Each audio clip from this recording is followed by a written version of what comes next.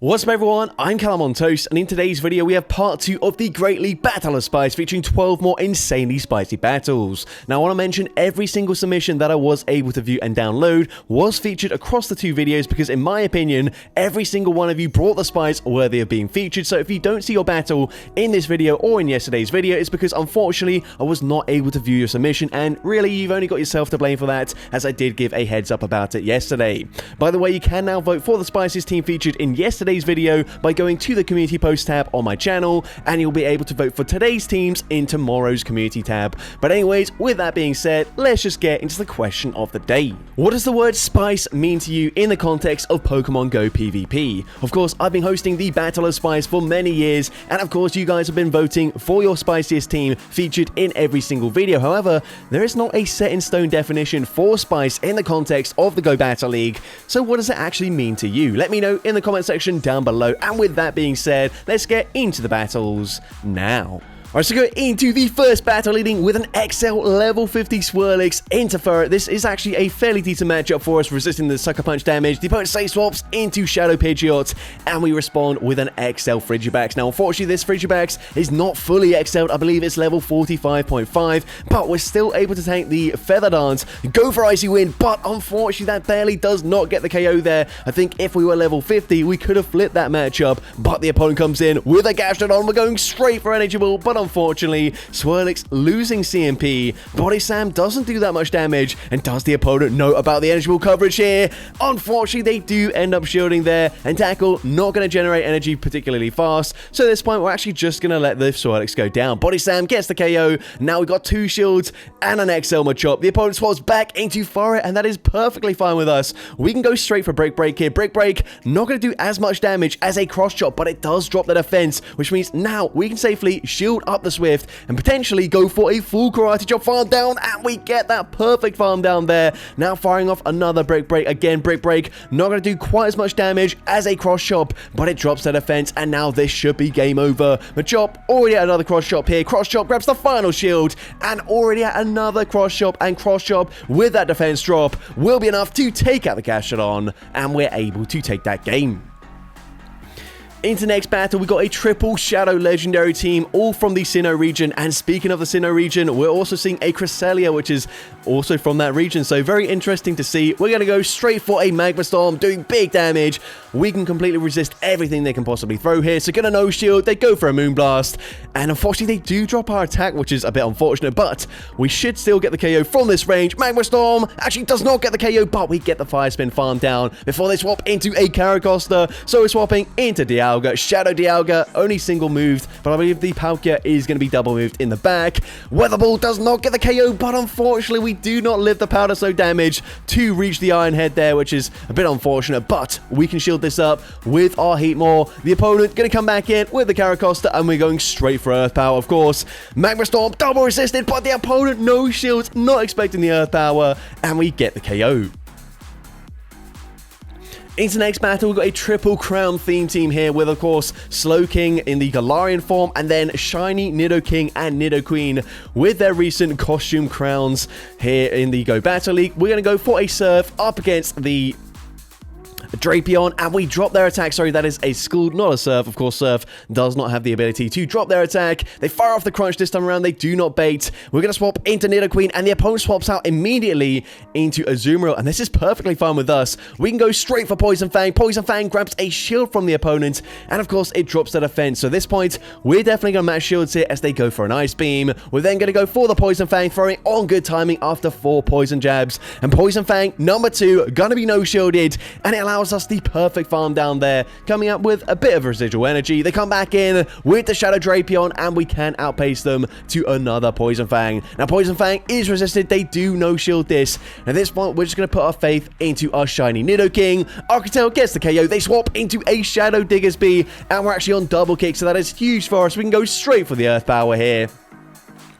Earth Power going to connect. It does big damage, and the opponent going to fire for charge. We're calling a bait, and it is just a Fire Punch there. I don't know if they farmed up to the Scorching Sands, but either way, we call the bait there. We can now correctly shield up the next Fire Punch, go for the double kick farm down, and we will be able to double kick, farm down the Shadow Drapion, and we're able to take that game. Into the next battle, we've got an OG Team Rocket team here with Shadow Arbok, Shadow Coughing, Shadow Wheezing, and a Meowth as well, XL Meowth. We go for the Acid Spray, grabbing a shield up against the Talonflame, and the opponent is going to go and Flame Charge us. Unfortunately, that still gets the KO, but look at that rollout damage. That, of course, double super effective, and they are double debuffed in their defense. They come in with a Licky Licky, and it is Battle of the Rollout users. We're going straight for Sludge Bomb here, farming up to 100 energy, dealing big damage, and the opponent overfarms, allowing us to reach a second Sludge Bomb. Sludge Bomb number 2 grabs the shield from the opponent. At this point, we're going to match shields here as the opponent full sends the Earthquake, which is fine with us. We can now commit to another Sludge Bomb. Actually, never mind. We're going to shield this and possibly look to fully roll out farm them down here as they full send the Earthquake again. At this point, not sure if we would get that farm down, so we swap into Meowth. We get the farm down, and the opponent comes in with a Dust Noir. The opponent is going to go straight for the charge move. Dynamic Punch gets the one shot, but it doesn't matter. Speaking of one shot, we can go straight for Shadow Ball. Shadow Ball gets the KO there, and we're able to take that game. Into the next battle, we got Shadow Cacturn into Blastoise, so a great lead matchup for us, but you can see we're actually running Payback as the secondary charge move instead of Dynamic Punch. The opponent swaps into Furret, and they will outpace us to the Swift, so we're going to shield that up there. We're now going to overfarm and fire off a Trailblaze on the CMP tie, and of course, Trailblaze is going to grab a shield from the opponent. We're going to boost up our attack, and now we're going to commit both shields here, and then go for a full Sucker Punch farm down. Now, of course, the opponent probably not going to expect a payback, especially now that we're boosted. So let's see what comes in. They come in with Annihilate, and we are going straight for the payback here. We're boosted. Payback gets the one shot there. We're now going to swap into Galvantula. And Galvantula, can we actually tank a Hydro Cannon here? Or is it getting fully sacrificed? We barely hang on, and now we can fire off a Lunge. Lunge, of course, going to debuff their attack, and we grab the final shield in the process. Now, I believe Cacturn would be fully farmed down, so we come in with the Scolopy, taking super effective damage from these rollouts, but they are now debuffed. The opponent fires off the Hydro Cannon. We're able to tank that, and just barely able to reach a Sludge Bomb on the CMP tie. Sludge Bomb will be getting the KO there, and we're able to take that game.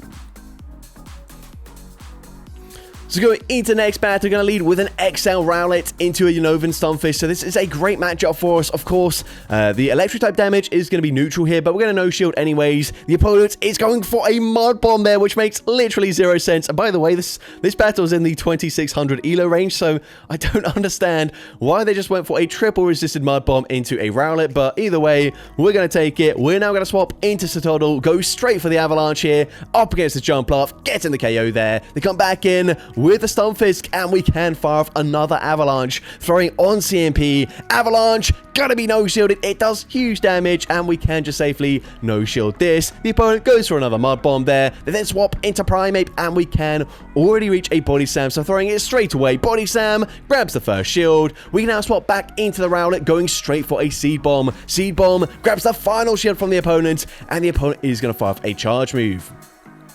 The opponent full sends the Ice Punch, gets in the one shot there, but we can come in with our Jangmo-O, and of course, definitely just going to shield this up. We've just seen the Ice Punch. The opponent baits with a Rage Fist, but it doesn't matter. We're able to reach a Dragon Claw, and Dragon Claw from Jangmo-O gets the KO there. The opponent comes back in with a Stunfisk, and they just concede the match. So going into the next battle, we have got a Duosion into a Serperior, so not a great Pokemon in the lead here, of course. We own Hidden Power. I don't know what Hidden Power typing we've got as that fast move, but the opponent swaps into Clodsire. We're going straight for the Side Shock, dealing big damage, and then swapping into Octillery. Now we're able to outpace them to an Octazooka here. Octazooka is going to be shielded by the opponent, and it drops their attack as well, so we can comfortably live whatever they throw. We're going to no shield. They go for a Mega Horn, which is quite surprising, of course. Mega Horn, I believe, was the Community Day move for Clodsire, but it's just not that useful in a lot of circumstances. But either way, we get the KO with Octazooka number 2. They come back in with the Serperior. Of course, we're definitely not going to reach a Gunk Shot, so we go for the Octazooka, and Octazooka grabs a shield, but it does not drop their defense. We're going to come in with Attack from Deoxys here, and we are going to definitely have to shield this. The opponent fires off the Aerial Ace. We can actually commit to a full farm down, and we are just blind throwing Psycho Boost into whatever comes in. I believe that is going to be a Dedenne, and Dedenne straight in and straight out. We get the full-on one-shot with the Psycho Boost, and we're able to take that game. Into next battle, we're going to see a Shelgon into a Kanto Ninetales. Shiny Kanto Ninetales as well. Very nice shiny. We're going to no shield as they go for a side shock. That's fine with us.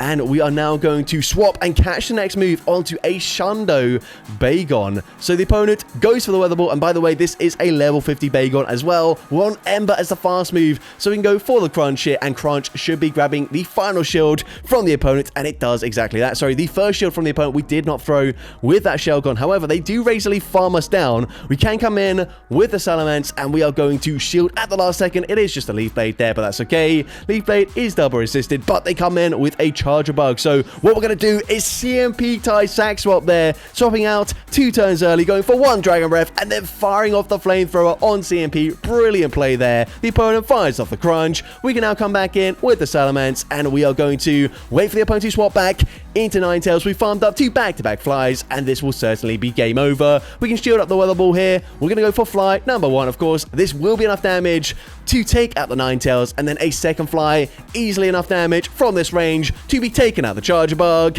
and we're able to take that game. So going into the next battle, we've got a triple Shadow XL Fossil team here with a Shadow Anorith in the lead. And if you guys saw my recent video, Shadow Anorith is a Pokemon that I would love to see buffed in the future. Unfortunately, has not been buffed next season, but it is such a glass cannon and a Pokemon that has a bit of potential actually. But we're going to come in with our Shadow Omanyte going for the Bubble Beam. Bubble Beam grabs a shield from the opponent, but they can outpace us to the next Charge Move. And unfortunately, Crunch gets the KO from that range, but we can come in with our Tier 2 here, and we will have to take a Charge Move, but we can now commit to a full Water Gun farm down. Crunch does big damage. They actually swap back into the Chestnut here. We're going straight for Surf. Surf is going to be shielded by the opponent. We can now swap, come in with the Anorith, go for a Cross Poison. Cross Poison gets the KO there. Unfortunately, no boost. And they come in with a Typhlosion, but Anorith able to hang on, reach the Aqua Jet. Aqua Jet gets the one shot there, and we can now go for a Struggle Bug farm down up against the Drapion, and we're able to take that game. Into next battle, Galarian Linoon in its shadow form. You can see we're actually trying to catch a move there, but for some reason it does not go through. So we're actually going to shield the first move and then look to try and catch the second Hydro Cannon coming from the Blastoise. Of course, this is resisted damage here. So Hydro Cannon not going to do too much there, but they can come in with a superior.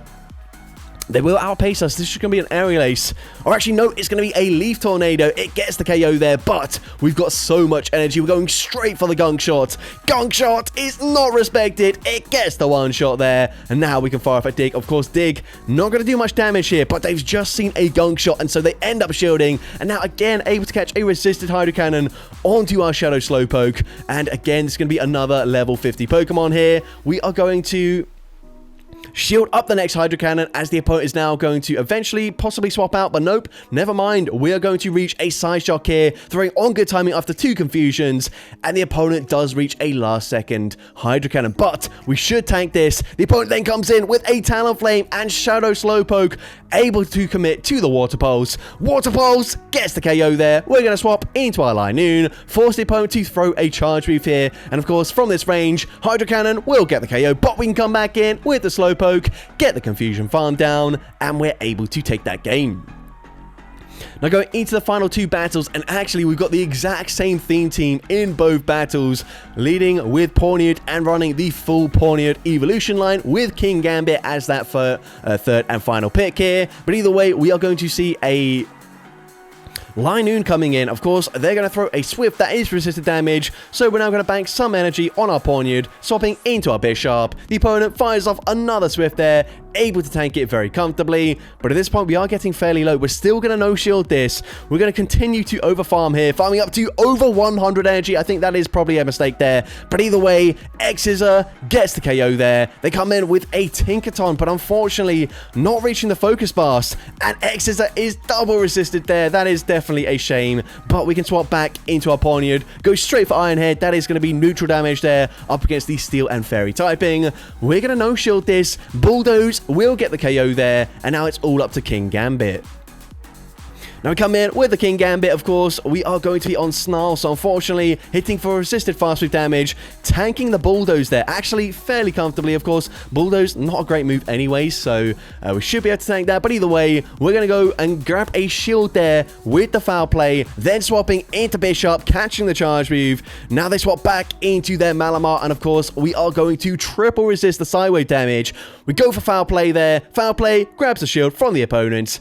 And at this point, we're definitely going to shield. The opponent is going to bait with a foul play, but honestly, foul play from that range probably does get the KO. We can now go for a foul play of our own. Foul play does not get the KO, though, and it is a CMP tie, which unfortunately means the opponent might be able to swap out in time, but no, they're not able to do so. And King Gambit needs to commit to the Focus Blast there. I nearly said superpower there.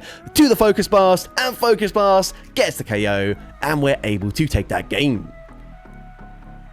So now going into the final battle, and it is the exact same team here, leading with Pawniard once again. So we are going to go for a Night Sash, and of course, Night Sash is going to be resisted, but we did farm up to a potential X-Scissor, and we end up grabbing a shield. So at this point, the opponent goes for a Crunch there. I'm not really sure why. Of course, Aqua Tail going to be the better move here, as it is going to be neutral damage, whereas Crunch is resisted. And you can see Aqua Tail does do ever so slightly more damage in this situation, but we can fire off another Night Sash. This time it is no shielded, but we swap into our King Gambit, and the opponent will reach a charge move here. We're going to shield this time around. It is just going to be an Aqua Tail, but that's fine with us. We're going to continue to overfarm. We can now tank this next Aqua Tail pretty comfortably here. And the opponent's going to swap into Lapras, but we do not commit to the Focus Blast. That is definitely a shame. Foul play, going to be no shielded there. But this time we are full sending it. The opponent just no shielded. And the opponent no shield once again. Focus Blast gets the KO there. And they come in with their final Pokemon, a Serperior. So we're going to go for the foul play here. Foul play is going to be no shielded by the opponent. Of course, they've seen all of our charge moves now.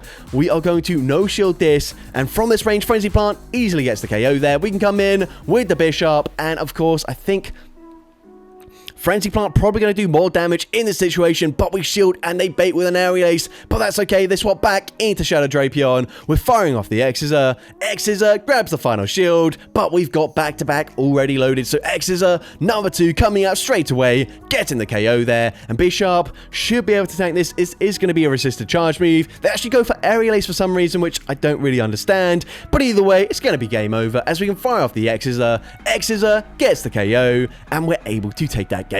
So that's going to be it for today's video. If you did enjoy it, please make sure you leave a like, leave a comment letting me know, and as well, don't forget to respond to the question of the day if you haven't done so already. And if you want to see more content like this in the future, make sure you hit that subscribe button and turn on post notifications. That way you'll be notified whenever I upload a new video. And if you want to take your support even further, you can now become a channel member with perks including early access to new videos, shoutouts at the end of each video, custom loyalty badges, and custom emojis to use in the comments. I want to say a massive thank you to everyone that has already become a channel member. Your support is greatly appreciated, and with that being said, thank you all so much for watching today's video, and I hope you have a great rest of your day.